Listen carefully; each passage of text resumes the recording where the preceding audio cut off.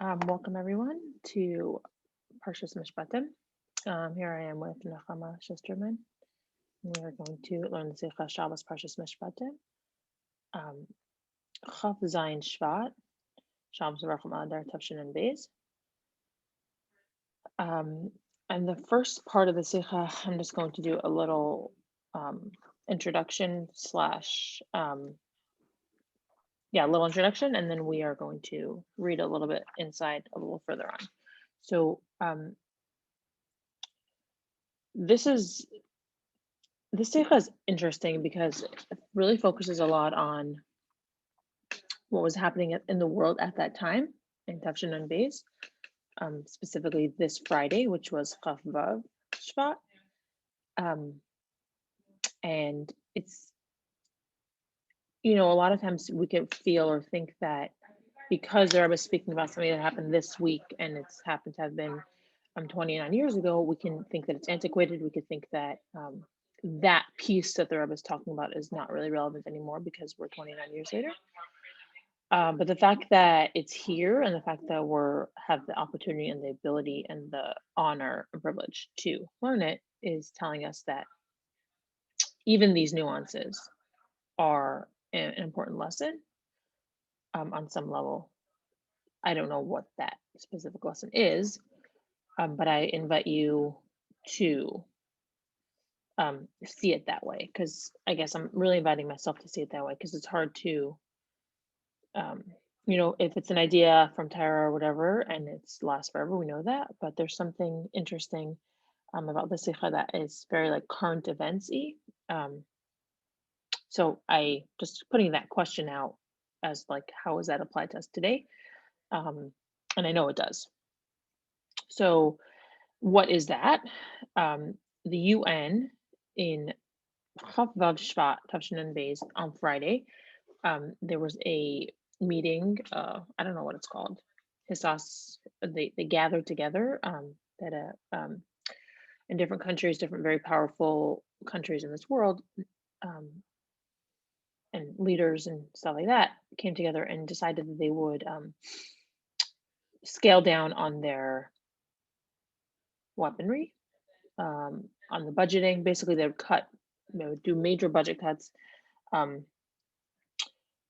with the military and with all that goes along with that, and they would invest a lot of that money into agriculture and food and stuff like that. So this is directly connected to what the Navi Yeshaya says,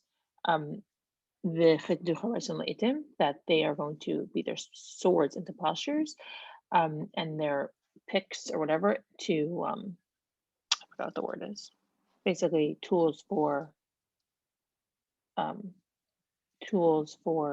planting and agriculture. No nation will raise his hand to another nation, specifically with a sword, and there won't be any more war. This is what Yeshaya says in one of his nevuos about Moshiach. So the idea that this is happening, first of all, whenever there's a major event going on in the world, it's directly connected to, especially if it's a major event, it connects to our avodah in serving Hashem. Anything that happens in the world, but it's especially something that is a major event. And this is a major event, specifically Russia. And the Rebbe says that, and also, let me just go back to a second about our avodah and serving Hashem, that obviously, what is our job through the whole entire time of Galus, to bring it to the days of Moshiach. So all these themes are going to be connected. So that's the idea of the meeting of, budget cuts for weapons and putting that into agriculture and putting it into sustenance and the needs of the people. And then the theme of Shvat, right? Leaving Shvat, Chav Zayin Shvat, Chav Vav Shvat, which I have the Chav Vav Shvat, Chav Hey Shvat also going to be involved in this.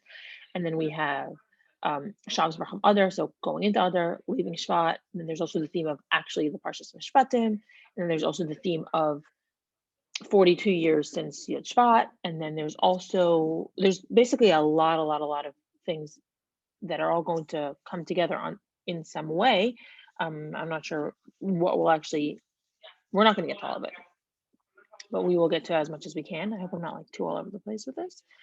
But it's definitely a lot of pieces that the Rebbe is drawing in for us to really give us a full picture of Moshiach and the Yemei Moshiach of the times that we're living in, which is very, very powerful. So I also want to mention that if there's anything that comes up that stands out to you as something that is something new, that the Rebbe is saying to you or to us, you're more than welcome to share at any point. So yeah, I'm just going to read.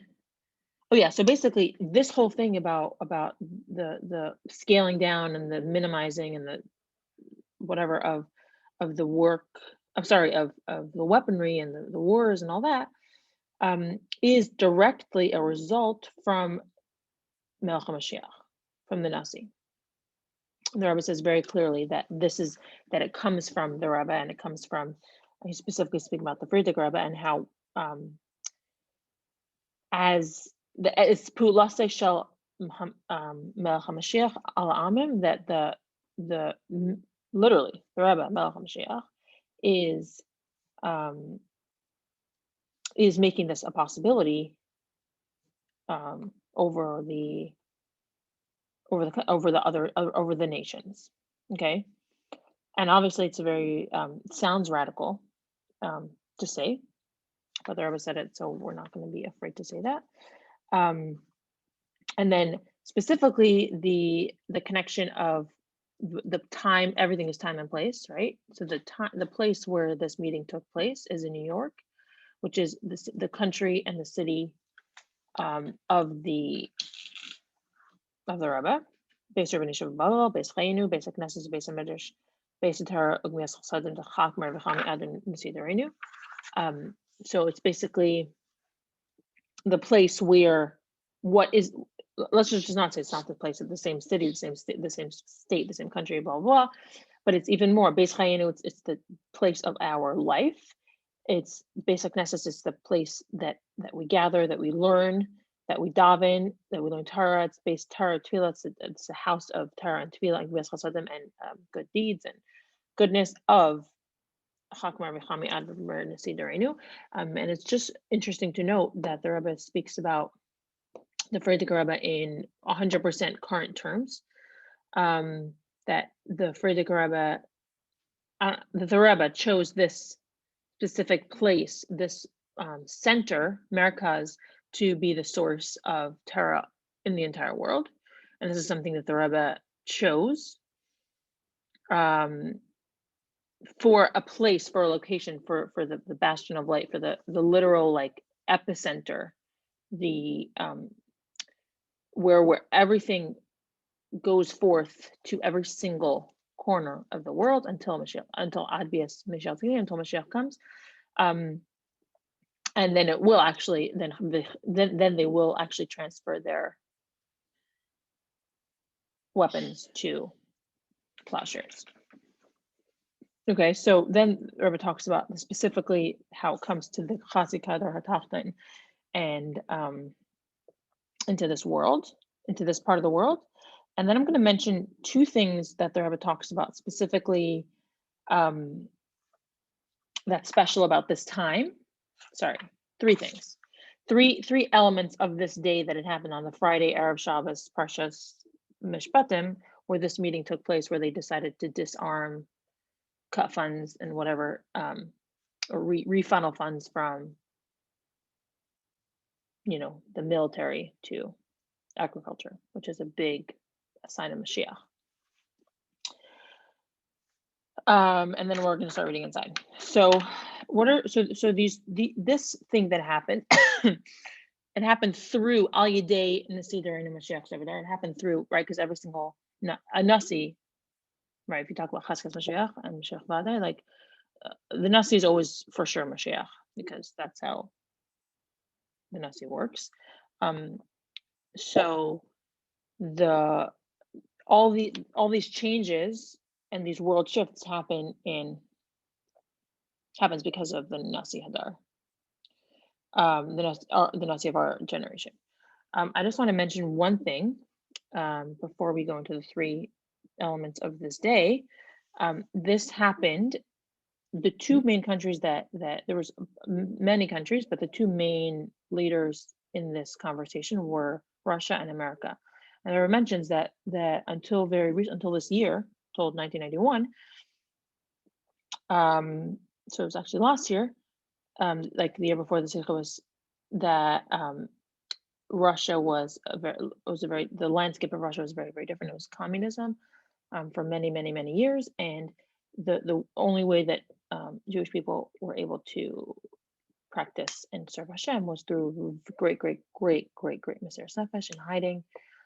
We know many, many stories of what that looked like, and we really can't understand what that reality was, but it was a real reality of terrible Mesiras Nefesh, of not being able to serve Hashem as we wanted to. So, but very recently that all fell, and there's new leadership, and there's opportunity for humanity and good things. And I just want so this shift in communist Russia is a very, very, very big deal that the Rebbe talks about. And just to give you a little bit of context, I'm just going to share a story. My great-grandfather escaped Russia, in the middle of the war, and he lived there his whole life. And with great Mesiras Nefesh, obviously living as a from Jew. And once he came to America, he lived here for a nice amount of years. And around this time, I don't know exactly what year it was, there was an article in a newspaper here. He was very well read. He was always up to date on all of the the news. And there was a newspaper article that his son showed him, my great uncle, of the Shliach Rebbe Lazar with Putin, the leader of Russia at the time. Still at the time, at our time. Basically, there was a picture of the two of them together, and my great uncle showed it to his father, and he said, "My son, this is not possible. This reality that you're looking, this picture it's not possible. It doesn't exist." And it wasn't like he was delusional or anything like that. Just his reality was so different, right? He grew up in this world of communist Russia, and that was the reality. And there was no possibility for a Jew to be in the same room as, forget about, shoulder to shoulder, having any sort of cordial relationship, was something that cannot happen in Russia, in his mind. And not because that's because that's exactly how he experienced it. And this big shift, we don't realize that the incredible shifts that the Rebbe is continuing to pull us out of and bring us to a reality of true freedom, of true abundance, of true connections with people that we never thought we'd be able to connect with. So that's on all levels. So that was a little bit of a detour, but the point that I'm trying to make is that the transference, the shifting, the transformation of communist Russia into some sort of democracy. I don't really know what it is now, but some sort of, you can do whatever you want, and Judaism is 100% free and out in the open and all that, which is definitely a sign of Moshiach. And on top of that, you have Russia and you have America, these two great countries that are talking about leveling down, scaling down, shutting, backing off, moving away from interacting country to country by war, and let's talk about communicating in other ways and using our resources to help our people versus using our resources to fight against each other. So that's obviously a very big piece of Moshiach. So now this happened on Chaf Vav Friday, Erev Shabbos Kodesh, Chaf Vav Shvat. So there are three elements to that. Number one, it was Erev Shabbos, Friday, which is the preparation for Yom Shekol Shabbos U'Menucha L'Chai Ha'olamim, that it's the preparation for the time that it will be one long big Shabbos, time for rest and rejuvenation, and for forever and ever, for all of our lives. And there won't be any type of any type of weapon is going to rest. It's not going to exist in this world. Any type of harm, any type of element that causes harm to another person, another human, another whatever, it's not going to exist anymore. And right, so all these things happen, and we have a taste of that on Friday. So we're talking about Moshiach, and we're talking about Friday. Friday is preparation for Shabbos, and right now we are in the Friday of Moshiach. And at the same time, on Friday, there is an element of, in addition to anticipation, but an actually experience that we can actually experience during this time. So that's number one. That's one piece that we're talking about Erev Shabbos. We're talking about Chaf Vav. Chaf Vav is Bigematria. Anybody want to help us? Chaf Vav is Bigematria Havaya, Shem Havaya. Yeah. Yeah, you want to say? Yud-Kei-Vav-Kei. Exactly. Thank you. Yud-Kei-Vav-Kei, Shem Havaya. And obviously, Lasid Lava, the whole idea of Shem Havaya, the whole idea of Hashem creating the world, the whole idea of Hashem being manifested in this world on that level of Shem Havaya is going to be in completion.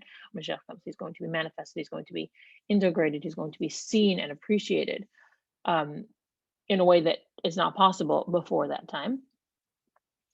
So that's going to be, and anything that is, not in alignment with that is not going to exist, right? So what's an example of something that's not in alignment with Shem Havaya? Weapons, right? Weapons is not in alignment because it's killing other people, because it's putting people against each other, right? It's putting people in a position where they are not in harmony, they're not at peace. So all these things are going to be actualized because Hashem, right? And here, v'negel k'vay havaya v'ro kol basar yachdav ki havaya dibar. The honor and greatness of Hashem is going to be revealed, and every single person, basar, kol basar yachdav, each flesh, not just each person, but every element of their flesh is going to see together that the name of Hashem is speaking and creating this world into being and all that type of stuff. And then if we want to take this kind of to level it up and combine both of these ideas, that if you talk about Chaf Vav on Yom HaShishi, Chaf Vav on Friday, what happened on Friday? Adam Rishon was created. So Friday was the completion. The whole reason for creation was for Adam. So the whole completion and essential point and reason for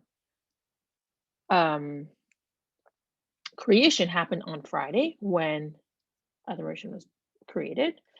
So there's this element of what's the word? The element of tachlis, of tachlis abriya kula, that the whole reason for the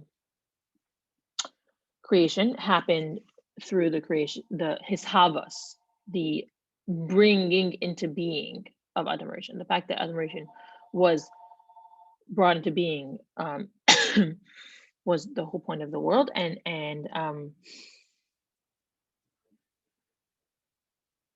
yeah, so it's basically talking about the greatness of not only Hashem creating and Hashem creating into being and how important that is, but we're saying that the whole, how do we see it in the most complete way on Friday when Adam Rishon is created, because that's the reason why the world was created.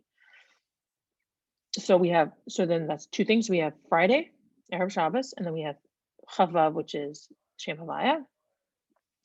And on top of that, we have it's in Shvat.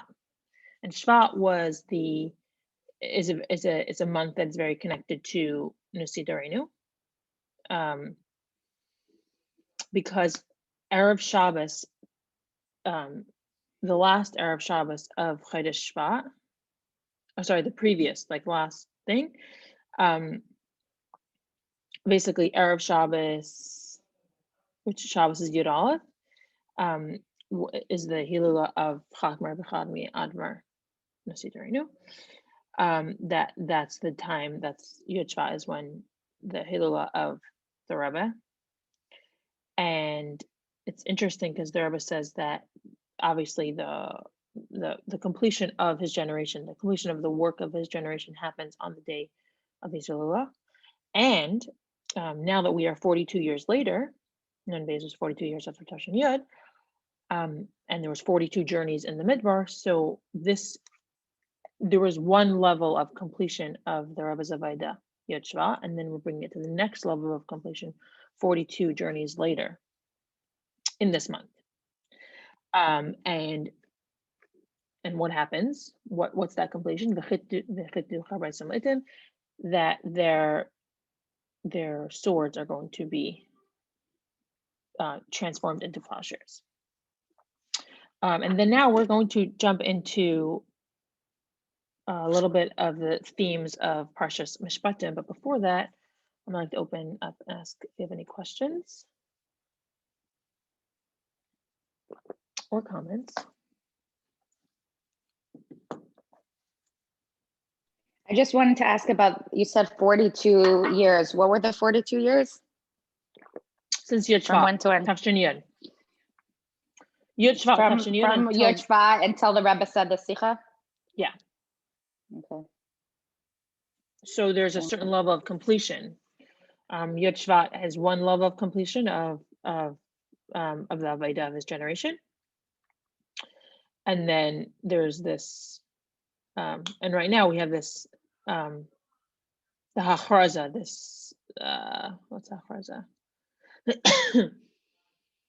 This, not the announcement.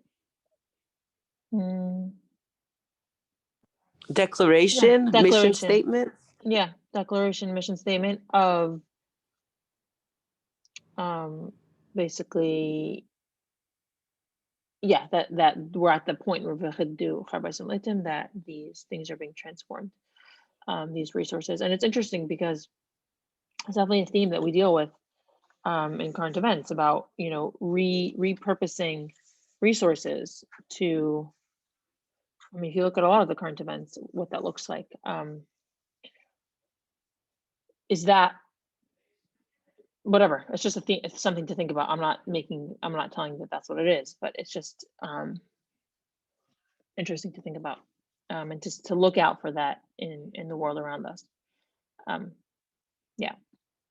So I'm gonna start reading inside Parshas. Well, I just want to say for us now, it's like switching our mindset, like the way we use Gashmius, right? It's like our relationship with the things we've always done, or maybe to escape or to distract or whatever, that now we're transforming, we're using it for the service of Hashem. So I don't know. Yeah, I love that. So we're doing the same thing in our own lives, even though we're not right. It's not about weapons. We're not like destroying. We don't have those funds to refunnel, but we have the resources. Maybe we're talking about like personal resources, energy, time. Right, and also the same things that we maybe were using for.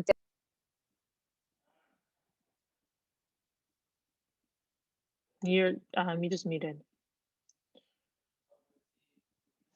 Oh, sorry. Yeah, no, I don't have a specific example, but like there's things that we used, to escape that caused distraction or hurt, that now we could use it properly, and it actually could be the same thing can be used for love and for connection. And that's interesting because the Rebbe uses the word specifically about sustenance, mazon, I think, switching from I don't remember. There's definitely something mentioned about it being like sustenance. Yeah, sustenance, healing, connection, love. Yeah, I love that. So we're going to read Eis Daled. Yesh Kasher Zeh in Parshas Shavua, Parshas Mishpatim. Okay, so we have the whole theme of Parshas Mishpatim, which directly comes right after Parshas Yisrael, which is the Stars Debrais and all the great ways to connect with Hashem. V'yesh Kasher Zeh in Parshas Shavua, Parshas Mishpatim, Ve'elam Mishpatim Asher Tasam Lefneim, Mefarish Rashi Ve'elam Meisif Al Harashonim, Mash Harashonim Misinai. Af elam misina lefneim v'lei lefnei gayim v'afilu gedas b'din echad shehem dinin Isai kedinei Yisrael ad tivi ehu be'archais shalhem v'chul. So Rashi says these are the mishpatim, these are the laws that I have placed before you, and Rashi says that this is just like, even you might think that all these things are common sense, knowledge, humanitarian, moral type of mitzvahs, and you might think that this is something that's connected to the laws of the Gaim. It's not. It's straight from Hashem, just like the mitzvahs in Parshas Yisrael are from Hashem, Sinai. These are also from Sinai. And when it says Elam Hashem Tasim Lefneihem before them, we're not talking about putting it before the Gaim. We're talking about putting it before the Bnei Yisrael. And we shouldn't go to their courts, to their court of law. If we have any legal issues, we should go to our based in, basically.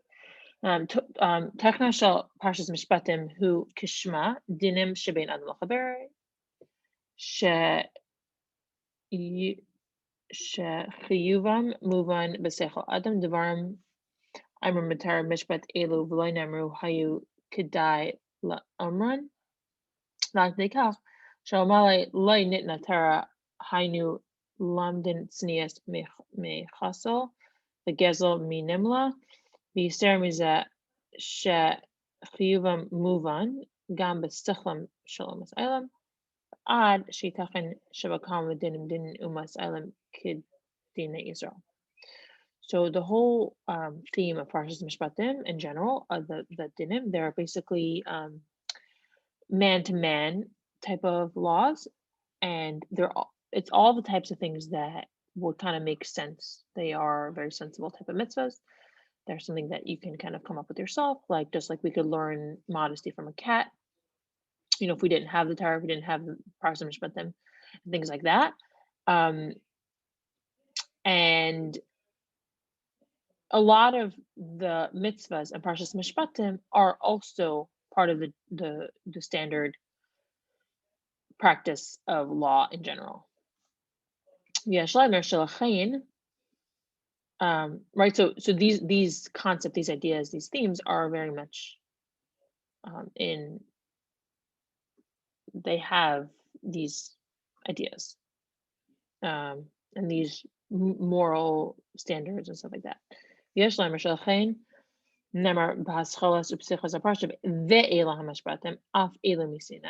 there's the vav in the beginning.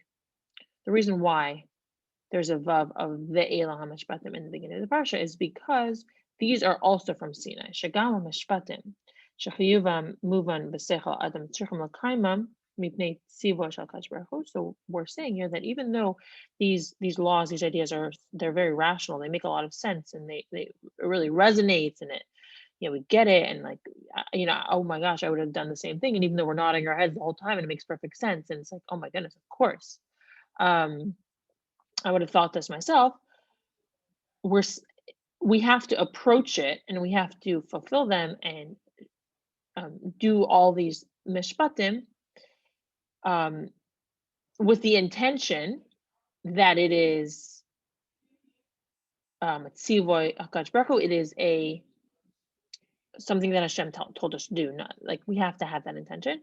Lefneihem v'loy lefnei hagayim af shehem dinin kedinei Yisrael kevan shedineihem hem mitzad chiyav hasechol v'tzarich liyas mitzad tziva HaKadosh Baruch Hu. So all of these ideas, all of the words, the vav of the elah, and lefneihem are driving home the idea, and what Rashi says that it comes from Sinai. And even though It's the kind of thing that makes sense. And even though it's the kind of thing that everyone's doing this stuff. Everyone's, nobody's going around killing people. No one thinks it's okay. No one thinks it's okay to, cheat your friend out of a business deal. Like, we're all in agreement on this. And even though we might all be in agreement on this, even though we all might think that this is the way that we should be living, we need to come with the intention that it is from Hashem. And Hashem is the one who's deciding that this is how we have to be. On Mekaiser. Erev Mishpatim af elu misinai yesh lemer pirushay shagam hasiba lehachiyav hasichli demishpatim hu misinai belulei nisinasam misinai lai hayasechel adam mechayvam k'mei Rishonim v'asper b'zeh shachiyav hasichli hu ketetza mizeh shebetzivayim elu nisla b'shutay shel Kadosh Baruch Hu gam ochach yisbarach. Given Shatara, who he the I don't know what that is. It's Aramaic. Shabahim Nevra Island, Nasu Devarim Elu Mechiyuvim, Begedrei Ha'island, Bamela Gam Besechla Adam. Shadatai Naita Ledevarim, Shemechiyuvim Mitzad Chachmas Shal Kadosh Baruch Hu. So in addition to this being in addition to all these laws being, first of all, from Sinai, which means Hashem gave it to us, it is, and it's a commandment, it's something that we must do. It is manifested. It basically manifests all of these thoughts and all these ideas and all these rules is a manifestation of Hashem's Ratzon, of Hashem's desire. And in addition to being a manifestation of Hashem's desire, it is also Hashem's Chachma. It's also something that, how do we explain Hashem's Chachma? I don't know. But it's Hashem's desire, and it also is Hashem's Chachma. It's something that is from his head. That is from his thought process, which is a very, very, very deep part of Hashem. And also, by the way, this is how the world was created. Just fun fact, obviously. So the fact that we are obligated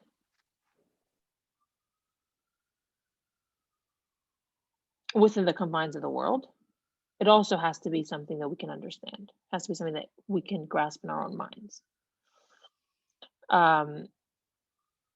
So because this is the rule, like this is part of the game of life, let's say.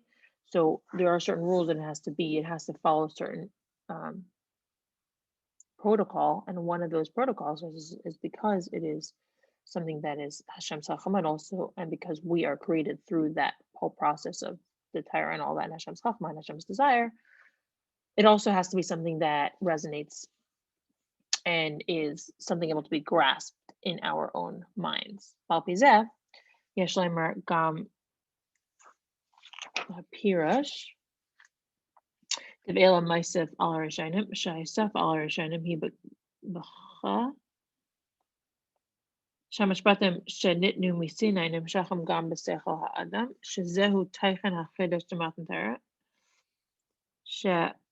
batala ha'gezerah v'ha'hefsek shebein elyon v'altanim, shachal masar shal Kadosh Baruch Hu timshach v'tischadar gam b'sechel ha'adam taltanim, shegam datai neitel kach.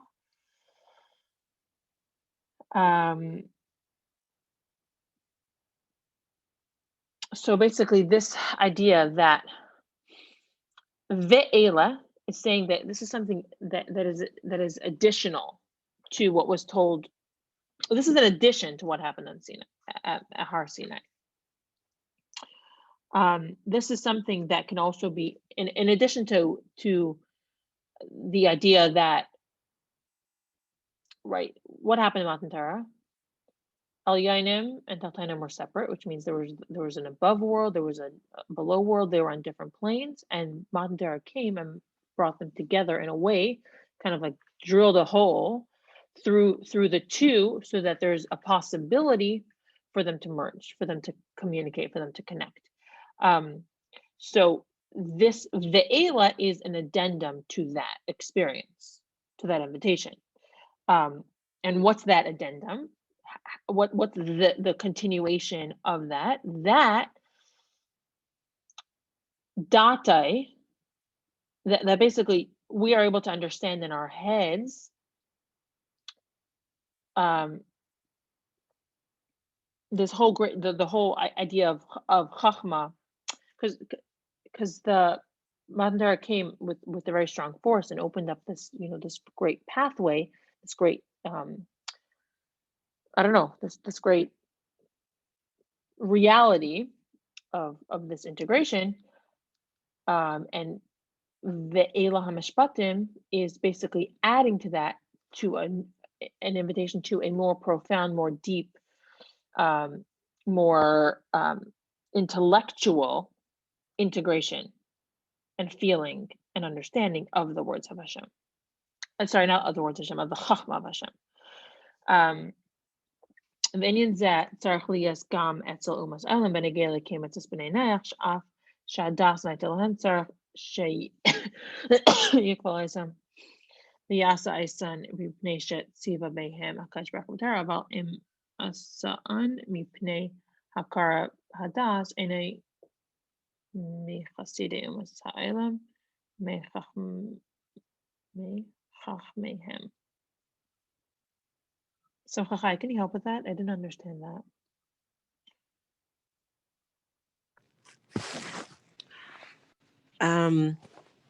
Sorry, I was. That's okay. Could you repeat that again? Yeah, no problem.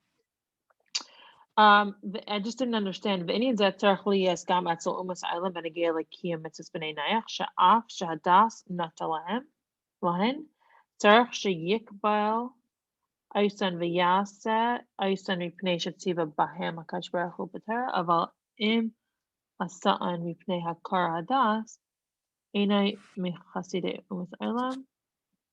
Right. Because the Sheva mitzvahs b'nei Noach, like when they do it, they need to do it out of because Hashem is commanding it, and not because they think it's it's a moral thing to do, so we should do it. Like specifically that Hashem gave the Torah gave the Yidden the Torah and Har Sinai, and when he gave the Torah to the Jewish people, he gave the Sheva Mitzvahs to all humanity, and that's why there's something specific about that, like about Sheva Mitzvah. But then if a non-Jew does the Sheva Mitzvahs because he understands that it's moral and he should be moral, and he's going to be rewarded for it, then it looks like it's like a different category. He's still doing the Sheva Mitzvahs, but there needs to be like this recognition that it's coming from Hashem, and it's coming from like a revelation that Hashem brought to the humanity. So we're doing it because God said it. There's something like that around that. Right. So I think that's what the Rebbe is mentioning there. Yeah, thank you. I think so too. And and I also thank you for clarifying that. And also the last thing of the paragraph is, if he doesn't do it that way, that if he doesn't do it with the hakara, with the understanding, with the appreciation that it's Hashem, right, he's not right, because he's doing it from his own understanding. Just something very quickly about that is that in the Aseret Sadibros for us, it says that Anoich Hashem Elokecha, and then like the first ones are very lofty, like not to do Avodah Zarah, and what's called that Hashem took us out of Mitzrayim, and then the other side of the Aseret Sadibros is not to kill, not to. So one is like so lofty, but the truth is that those things that we do, which is not to steal, not to kill, not to, those things need to come from the basis that Hashem is the one commanding it, and not because we think it's moral or because we think it's right. I guess that's what the Rebbe said at the beginning of the Sikha, right? Like we're doing it with that, right? So so I guess the Goyim have that same thing, that same dimension of right. and the same understanding of it, right? Which is so interesting, right? It's Mhm. pretty amazing. Yeah. It's also, thank you.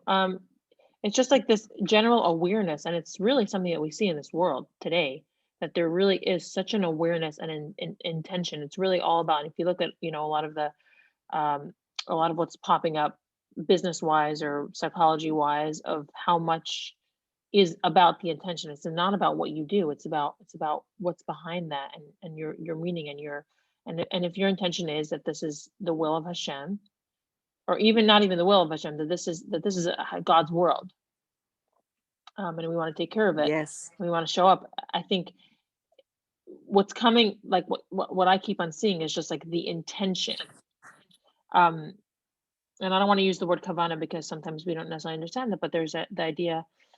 So I just want to finish off today with this 2 paragraphs here, that I think is pretty powerful. The tachlis shlemus bezatia b'yemais Moshiach. So the tachlis of this is Yemais Moshiach here. לא יהיה עסק כל העולם אלא לדעת את השם בלבד, שנאמר כי לארץ דעה את השם, היינו דעה את השם, ידיעת מעשה מרכבה וקץ, וזה עיקר עניינה של סיני נמשכת בחדרס בשכל האדם. So what's the tachlis of Yemais Mashiach? We're not going to be involved in Esek HaElam. We're not going to be involved in worldly matters. We're going to just be involved in knowing Hashem. Okay, because the entire world is going to be filled with the knowledge, the das of Hashem, deas Hashem. And what is deas Hashem? To really understand what Hashem's, literally markava, what Hashem's glory and throne looks like, and to a point where it literally gets drawn down and integrated and implemented and really deeply set into our Seichel Adam. It's interesting. Maybe that's why, I'm sure that's why, one of the reasons why learning and Yana Gul Moshiach is so important, because the learning and integrating it and really planting it into our brains is what it is. Yesh Leimer. She'enin Zemraim as Gam Basiyam HaParsha V'ro es V'yeru. Sorry, V'yeru es Elokei Yisrael. Tachos Ragov K'maiseh Livnas Asapir V'gemer. V'yachzu as Talikim V'yechlu V'yishtu. Sharisa Elikus. Sinai Nimshachas V'chudras B'sechel Ha'adam. U'mis'achedes imay k'may hamazon. V'yachlu v'yishu v'shenasu dam uvasar kivsarai al yidei limud pnimius ater b'efen shel havana v'asaga. B'teres ha'chasidus Chabad kolel gam al yidei hatargum b'shivim lashon le'umas ha'elam k'dei sheyeh muvan gam l'bnei Yisrael shel eis ata Einam Mavinam Lashon HaKodesh Va'ad Sheyeh Muvan Gam Umas Elam Shezuhi Hachana Lakim Ha'iyad Ad Efach El Amim Shefa Brura L'Krei Kulam B'Shem Hashem U'La'avdei Shechem Echad. So,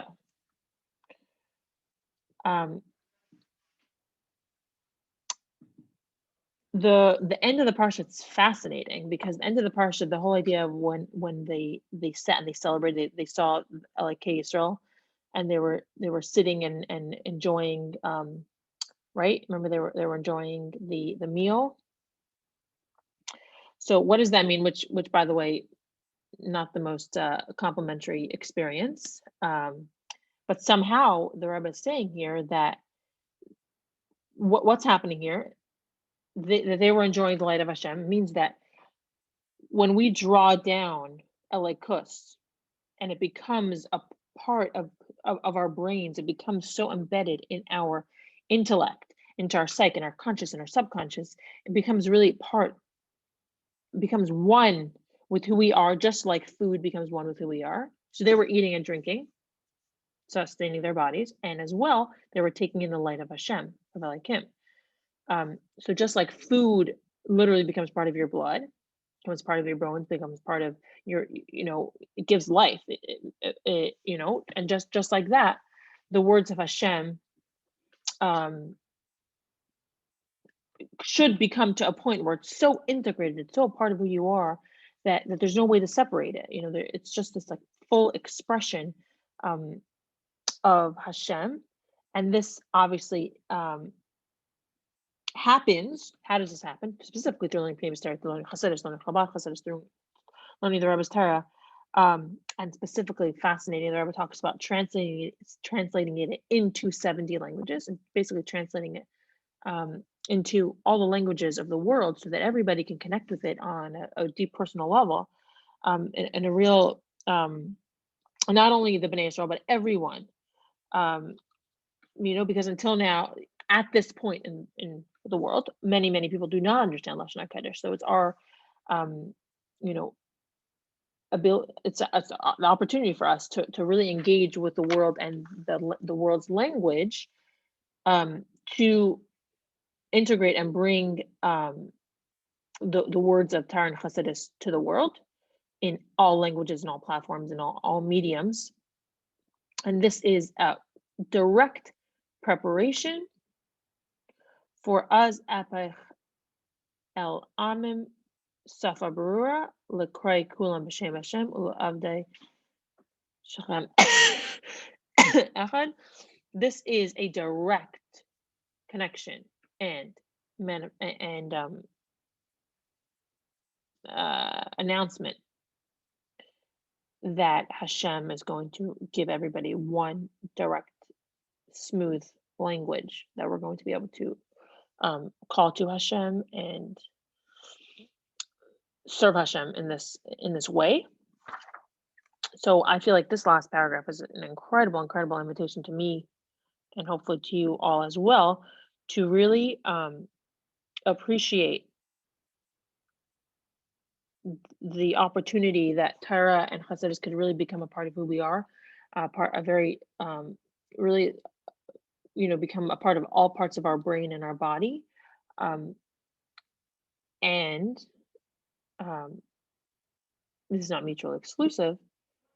Sorry, it's not like necessarily, there are two pieces of it. And the other point of it is that it should really be translated into other languages that more people can appreciate it. So for me, it's a very clear, instruction to keep finding ways of bringing the words of Chassidus and the Rebbe to the world in any way that I can, in any type of language. And when we talk about language and communication, there are so many different ways to communicate, and there's so many different languages. And I'm not talking about, English, French, or Spanish. I'm talking about Portuguese. I'm talking about within, in America, there's all different,